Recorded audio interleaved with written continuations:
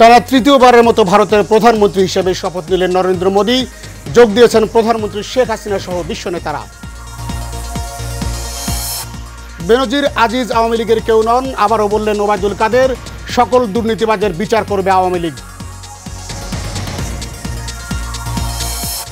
এবং তর্কে জড়িয়ে সহকর্মী মনিরুলকে গুলি করেন কনস্টেবল কাউসার, দাবি ডিএমপির। বিস্তারিত জানা যাবে তদন্তে।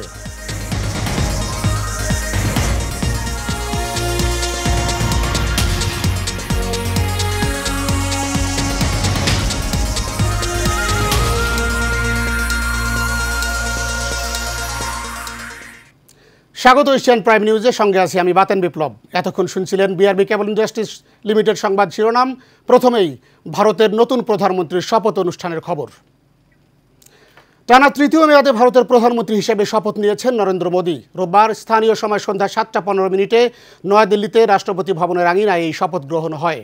নরেন্দ্র মোদীকে শপথ পড়ান ভারতের রাষ্ট্রপতি দ্রৌপদী মুর্মু। এই অনুষ্ঠানে দেশ বিদেশের প্রায় 8,000 বিশিষ্টজনকে আমন্ত্রণ জানানো হয়। অতিথিদের মধ্যে বেশ কয়েকটি দেশের প্রেসিডেন্ট ও প্রধানমন্ত্রী রয়েছেন। যোগ দিয়েছেন বাংলাদেশের প্রধানমন্ত্রী শেখ হাসিনাও। জমকালো এই শপথ গ্রহণ অনুষ্ঠান উপলক্ষে নয়াদিল্লির নিরাপত্তা ব্যবস্থা জোরদার করা হয়েছে। বাতেন বিপ্লবের রিপোর্টে বিস্তারিত। দর্শক, রিপোর্টটি প্রক্রিয়াধীন রয়েছে, আমাদের হাতে আসা মাত্রই আমরা সম্প্রচারে যাব। আওয়ামী লীগের প্লাটিনাম জুবিলিতে বিএনপি সহ বিভিন্ন রাজনৈতিক দলকে আমন্ত্রণ জানানো হবে বলে জানিয়েছেন দলটির সাধারণ সম্পাদক ওবায়দুল কাদের। সকালে রাজধানী বঙ্গবন্ধু এভিনিউতে যৌথ সভায় এসব কথা বলেন আওয়ামী লীগের সাধারণ সম্পাদক। এ সময় ওবায়দুল কাদের বলেন, আগামী 23 জুন সোহরাওয়ার্দী উদ্যানে সমাবেশ করবে আওয়ামী লীগ। পরে বিএনপি প্রসঙ্গে কাদের বলেন, দলটির আবারও আন্দোলনের করার কথা শুনলে হাসি পায়। কালো টাকা সাদা করা প্রসঙ্গে ওবায়দুল কাদের বলেন, সাইফুর রহমান অর্থমন্ত্রী থাকা অবস্থায় কালো টাকা সাদা করার ব্যবস্থা করেছিলেন। খালেদা জিয়া নিজে কালো টাকা সাদা করেছেন। এ সময় ওবায়দুল কাদের আরও বলেন, বেনজির আজিজ আওয়ামী লীগের কেউ নন, তাদের দুর্নীতির বিচার করবে সরকার।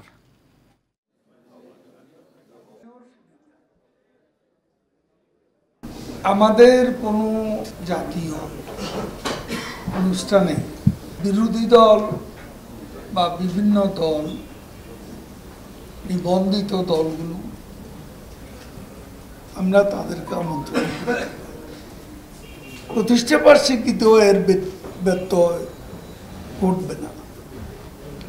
আওয়ামী লীগ একটা গণতান্ত্রিক দল হিসাবে অন্যদের আমাদের অনুষ্ঠানে আমন্ত্রণ করার রেওয়াজ আমাদের মধ্যে আছে এবং সেটা অব্যাহত থাকবে।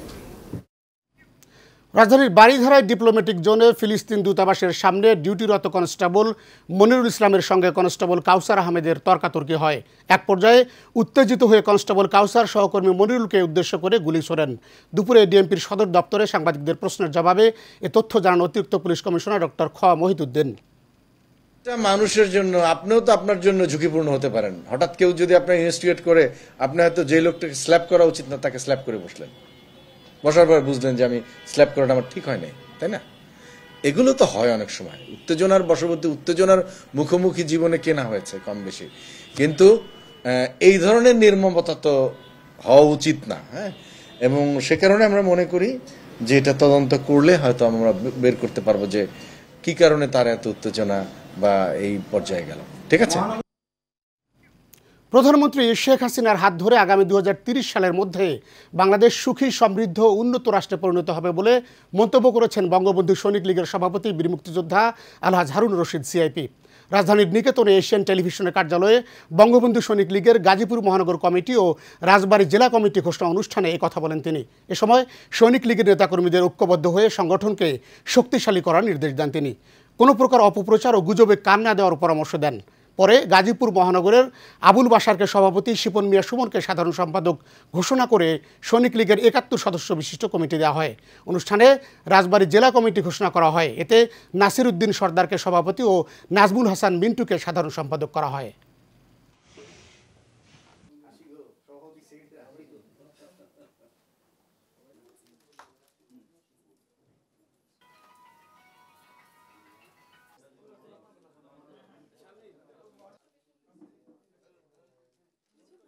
আমি যদি ভালো কাজ করতে পারি আজীবন মনে থাকবে।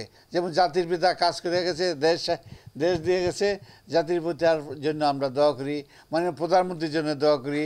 এই আপনারা কাজ করবেন, মাননীয় প্রধানমন্ত্রীর হাতকে শক্তিশালী করার জন্য আপনারা কাজ করবেন। দর্শক, ভারতের প্রধানমন্ত্রী নরেন্দ্র মোদীর শপথ গ্রহণের রিপোর্টটি এরই মধ্যে আমাদের হাতে এসে পৌঁছেছে, আমরা রিপোর্টটি দেখে নেব। টানা তৃতীয় মেয়াদে শপথ নিলেন বিশ্বের সবচেয়ে প্রভাবশালী গণতান্ত্রিক রাষ্ট্রের প্রধানমন্ত্রী নরেন্দ্র মোদী। রাষ্ট্রপতি ভবন রাইসিনা হিলস চত্বরের এই অনুষ্ঠানে দেশ বিদেশের প্রায় ৮,০০০ বিশিষ্ট জনকে আমন্ত্রণ জানানো হয়। অতিথিদের মধ্যে বাংলাদেশের প্রধানমন্ত্রী শেখ হাসিনা সহ বেশ কয়েকটি দেশের প্রেসিডেন্ট এবং প্রধানমন্ত্রী অংশ নেন।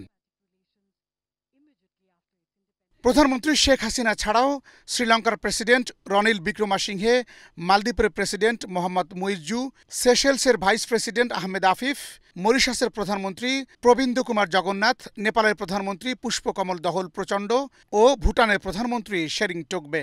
রাষ্ট্রপতি ভবনের আঙিনায় তাকে শপথ পড়ান ভারতের রাষ্ট্রপতি দ্রৌপদী মুর্মু। জওহরলাল নেহরুর পর প্রথম নেতা হিসেবে তৃতীয়বারের মতো ভারতের প্রধানমন্ত্রী হিসেবে শপথ নিলেন নরেন্দ্র মোদী। ईश्वर की शपथ लेता हूं कि मैं विधि द्वारा स्थापित भारत के संविधान के प्रति सच्ची श्रद्धा और निष्ठा रखूंगा। मैं भारत की प्रभुता और अखंडता अक्षुण्ण रखूंगा। मैं संघ के प्रधानमंत्री के रूप में अपने कर्तव्यों का श्रद्धापूर्वक और शुद्ध अंतःकरण से निर्वहन करूंगा तथा मैं भय या पक्षपात, अनुराग या द्वेष के बिना सभी प्रकार के लोगों के प्रति संविधान और विधि के अनुसार न्याय करूंगा। মোদির পরই মন্ত্রী হিসেবে শপথ নেন বিদায়ী মন্ত্রিসভার প্রতিরক্ষা মন্ত্রী, লখনৌয়ের সংসদ সদস্য রাজনাথ সিংহ। পরে শপথ নেন বিদায়ী মন্ত্রিসভার রাষ্ট্রপতি অমিত শাহ। এরপর একে একে নীতিন গডকরি, জগৎ প্রকাশ নাড্ডা, শিবরাজ সিং চৌহান, নির্মলা সীতারামন, এস জয়শঙ্কর এবং মনোহর শপথ গ্রহণ করেন। এবার লোকসভা নির্বাচনে এককভাবে ২৪০টি আসন পায় বিজেপি। ফলে সরকার গঠনে জোটের উপর নির্ভর করতে হয়েছে মোদির দল বিজেপিকে। ফলাফল প্রকাশের পর ২৯২টি আসনে জয় নিয়ে সরকার গঠনের পথে হাঁটে বিজেপি নেতৃত্বাধীন এনডিএ জোট। আর নির্বাচনে বিরোধী ইন্ডিয়া জোট পেয়েছে ২৩৩টি আসন। Baten Biplob, Asian television, Dhaka. Gazipur city corporation এলাকার জন্য নগর উন্নয়ন পরিকল্পনা প্রণয়ন এবং জাতীয় সেমিনার অনুষ্ঠিত হয়েছে। সকালে রাজধানীর একটি হোটেলে অনুষ্ঠানে প্রধান অতিথি ছিলেন স্থানীয় সরকার, পল্লী উন্নয়ন ও সমবায় মন্ত্রী মোহাম্মদ তাজুল ইসলাম। বিশেষ অতিথি ছিলেন গাজীপুর সিটি কর্পোরেশনের মেয়র জায়েদা খাতুন, গাজীপুর সিটি কর্পোরেশনের উপদেষ্টা আলহাজ অ্যাডভোকেট জাহাঙ্গীর আলম সহ আরও অনেকেই। এ সময় প্রধান অতিথি বলেন, দেশের উন্নয়ন অগ্রযাত্রা অব্যাহত রাখতে গাজীপুর সকল উন্নয়নমূলক কর্মকাণ্ড গুরুত্ব দেওয়া হবে।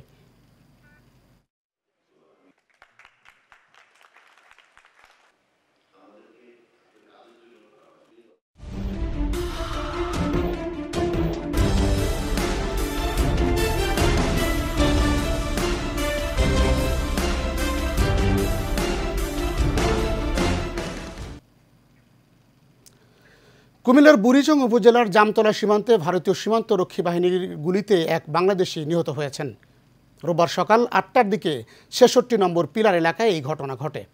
নিহত আনোয়ার হোসেন উপজেলার মিরপুর গ্রামের চারু মিয়ার ছেলে। তার স্ত্রী ও 4 সন্তান রয়েছে। এ বিষয়ে ৬০ বিজিবির অধিনায়ক lieutenant colonel M A Jaber বিন জব্বার বলেন, জামতলা এলাকায় বিএসএফের গুলিতে বাংলাদেশি নিহত হয়েছেন। মরদেহ নিয়ে গেছে বিএসএফ। এ নিয়ে বিএসএফের সঙ্গে যোগাযোগের চেষ্টা চলছে। তারা মরদেহের পরিচয় শনাক্ত সহ সুরতহাল তৈরি করছে। বিএসএফের ব্যাটালিয়ন পর্যায়ে যোগাযোগ হয়েছে। আইনানুগ আনুষ্ঠানিকতা শেষে পতাকা বৈঠকের মাধ্যমে মরদেহ ফেরত আনার কার্যক্রম শুরু হবে।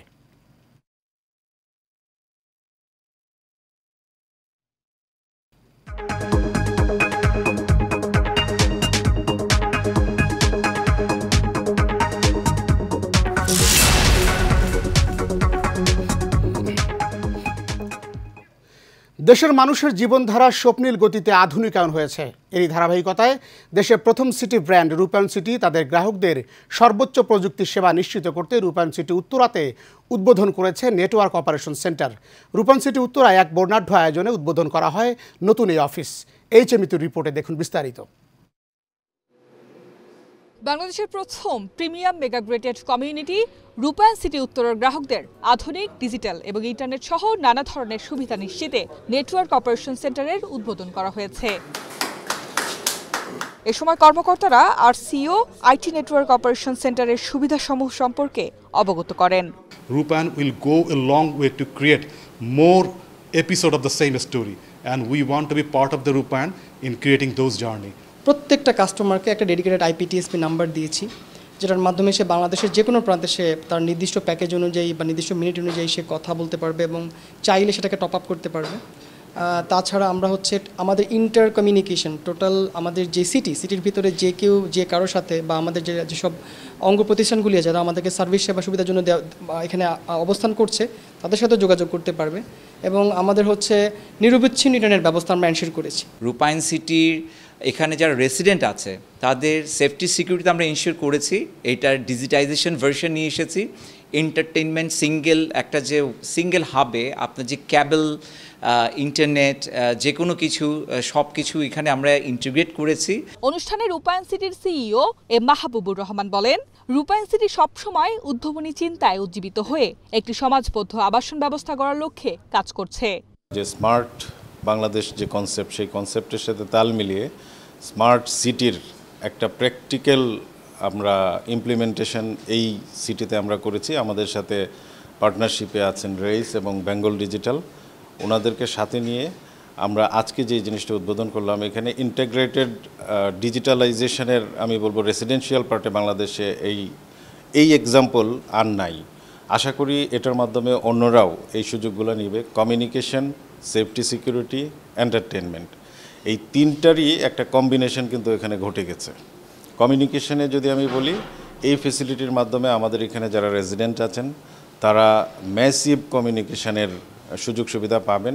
এই স্থাপনার মধ্য দিয়ে রূপায়ণ সিটি উত্তরা স্মার্ট সিটি হিসেবে এক অনন্য উচ্চতায় পৌঁছে গেছে বলেও জানায় কর্তৃপক্ষ।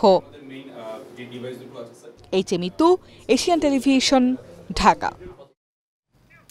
ভবিষ্যতের ক্যাশলেস সমাজে নতুন প্রজন্মকে ডিজিটাল লেনদেনে প্রস্তুত করতে কেন্দ্রীয় ব্যাংকের নির্দেশনা অনুযায়ী দেশে প্রথমবারের মতো MFS-এর স্টুডেন্ট অ্যাকাউন্ট নিয়ে এলো বিকাশ। 14 থেকে 18 বছরের বয়সীদের জন্য খোলা এই অ্যাকাউন্টটি তাদের মা বাবার বিকাশ অ্যাকাউন্টের সঙ্গে সংযুক্ত থাকবে। অ্যাকাউন্ট খুলতে প্রয়োজন হবে ডিজিটাল জন্মসনদ, মা বাবার সচল বিকাশ অ্যাকাউন্ট নাম্বার এবং তাদের সম্মতি। নবীন শিক্ষার্থীদের প্রয়োজনকে মাথায় রেখেই এই অ্যাকাউন্টের সেবা তালিকা তৈরি করা হয়েছে।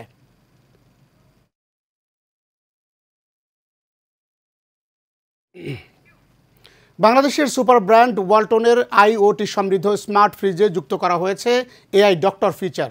ওয়ালটনই প্রথম স্মার্ট ফ্রিজে এই আর্টিফিশিয়াল ইন্টেলিজেন্স ফিচার সংযোজন করেছে। সকালে রাজধানীর বসুন্ধরায় ওয়ালটন কর্পোরেট অফিসের কনফারেন্স হলে আয়োজিত এক অনুষ্ঠানে এর উদ্বোধন করা হয়। এ সময় বক্তারা বলেন, আর্টিফিশিয়াল ইন্টেলিজেন্স এই ফিচার গ্রাহকের বাসায় ব্যবহৃত Walton smart fridge cooling performance, sensor সহ অন্যান্য কম্পোনেন্টসে কোনো সমস্যা হলে তা স্বয়ংক্রিয়ভাবে শনাক্ত করে তৎক্ষণাৎ নিজেই সমাধানের চেষ্টা করবে।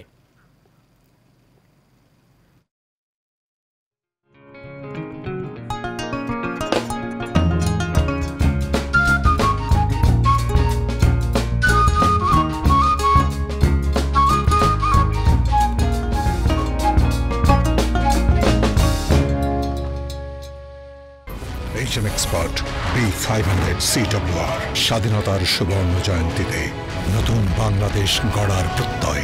HM Steel B500 CWR।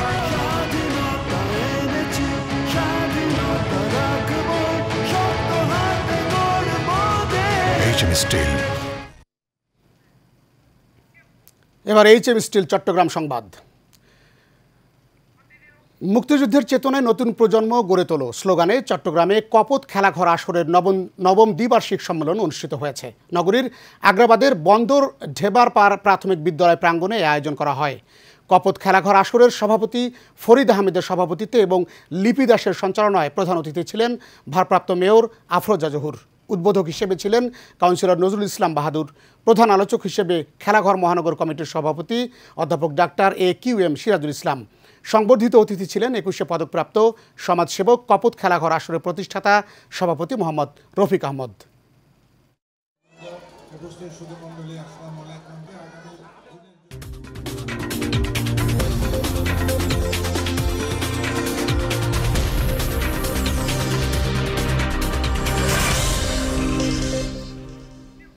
এবারে খেলার সংবাদ। যুক্তরাষ্ট্রের বিপক্ষে অপ্রত্যাশিতভাবে হেরে বিশ্বকাপ মিশন শুরু করেছে পাকিস্তান। নিজেদের দ্বিতীয় ম্যাচে শক্তিশালী ভারতের বিপক্ষে মাঠে নেমেছে বাবর রিজওয়ানরা। সুপার 8 নিশ্চিত করতে এই ম্যাচে জয়ের বিকল্প নেই দ্য গ্রিনম্যানদের সামনে। রোববার নিউ ইয়র্কের নাসাউ কাউন্টি ক্রিকেট স্টেডিয়ামে টস জিতে ভারতকে ব্যাটিংয়ের আমন্ত্রণ জানিয়েছেন পাকিস্তান। এই ম্যাচে এক পরিবর্তন নিয়ে মাঠে নামছে পাকিস্তান। আজম খানের পরিবর্তে ইনজুরি কাটিয়ে একাদশে ফিরেছেন ইমাদ ওয়াসিম। অন্যদিকে আগের ম্যাচের অপরিবর্তিত একাদশ নিয়ে মাঠে নামছে ভারত। বৃষ্টির কারণে খেলা আপাতত বন্ধ রয়েছে।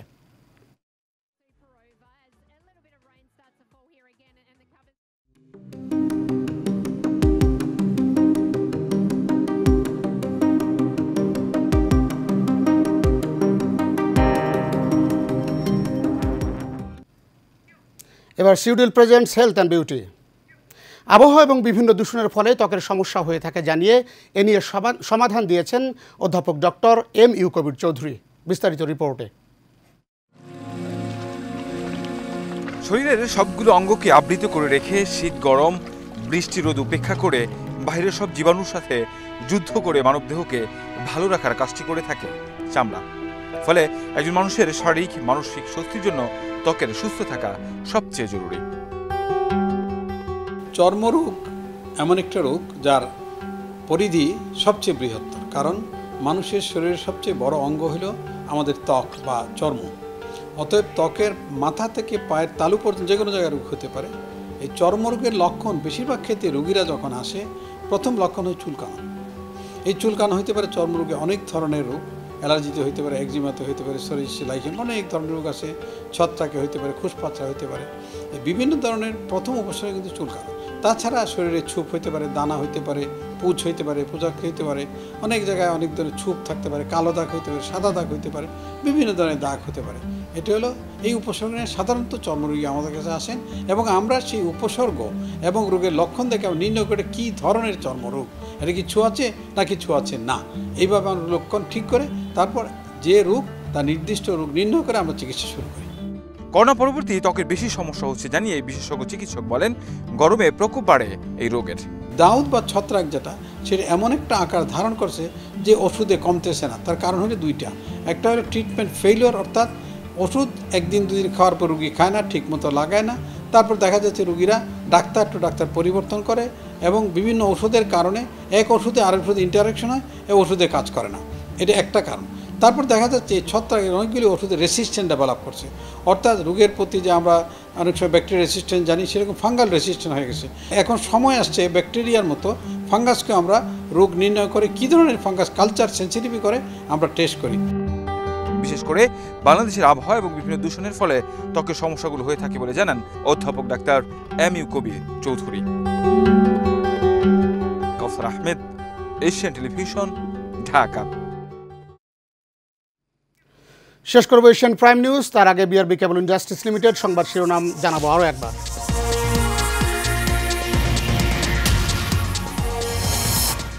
টানা তৃতীয়বারের মতো ভারতের প্রধানমন্ত্রী হিসেবে শপথ নিলেন নরেন্দ্র মোদী। যোগ দিয়েছেন প্রধানমন্ত্রী শেখ হাসিনা সহ বিশ্ব নেতারা। বেনজির আজিজ আওয়ামী লীগের কেউ নন, আবারও বললেন ওবায়দুল কাদের। সকল দুর্নীতিবাজদের বিচার করবে আওয়ামী লীগ। এবং তর্কে জড়িয়ে সহকর্মী মনিরুলকে গুলি করলেন কনস্টেবল কাউসার, দাবি ডিএমপির। বিস্তারিত জানা যাবে তদন্তে।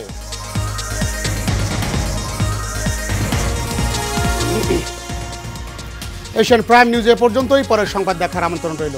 ধন্যবাদ সবাইকে।